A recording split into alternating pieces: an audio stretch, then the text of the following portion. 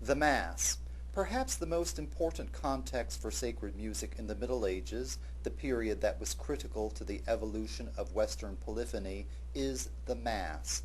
Although the Mass might seem mysterious to you if you have not actually attended one, it has many points in common with typical Christian services that you may have attended or that you may have seen depicted in movies, newscasts, etc.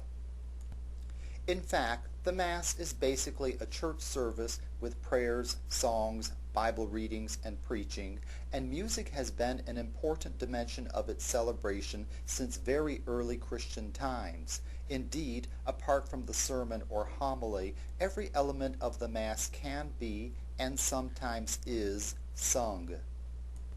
Since this church service is celebrated every day of the year, and since each day of the church year focuses on a particular aspect of Christian lore, belief, etc., no two Masses are exactly alike.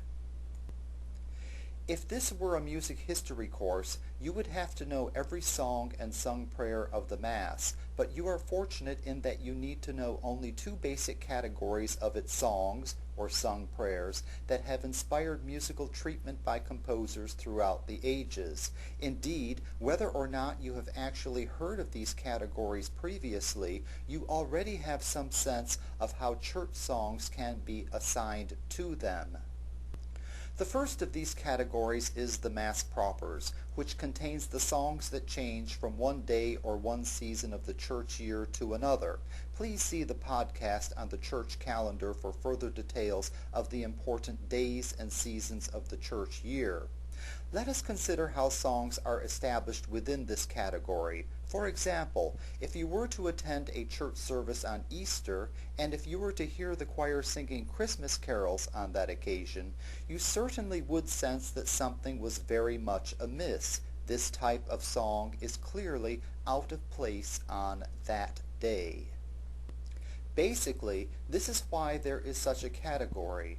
The songs of the Mass propers are specific or proper to a certain day or a certain season of the church year. The opposite is true of the songs of the Mass ordinary, for they are sung at almost all Masses throughout the year. We do not need to consider the exceptions.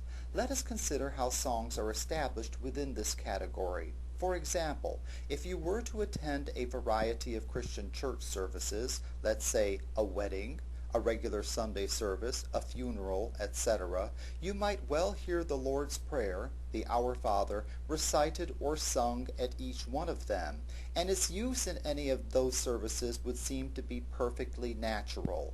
It does not seem at all out of place on those occasions. Basically, this is why there is such a category. The songs of the Mass ordinary are regularly or ordinarily sung at all sorts of Masses on all sorts of occasions.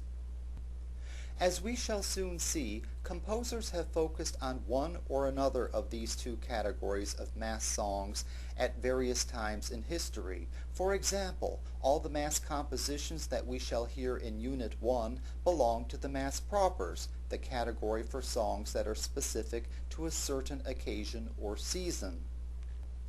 All the Mass compositions of Unit 2, however, belong to the Mass ordinary, the category for songs that are not specific to a certain occasion or season.